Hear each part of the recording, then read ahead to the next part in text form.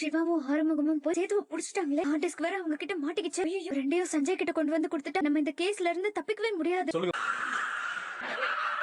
என்னடா எனக்கு இப்படி குறுக்க சிவா, நீ வண்டியில இருந்தா என்னன்னு போய் பாத்துட்டு என்னடா பாத்து வர மாட்டேன். என்னடா வண்டி ஓட்டிட்டு இருக்க? யாரு ஆர்மூத்த அடிக்கிறாங்க?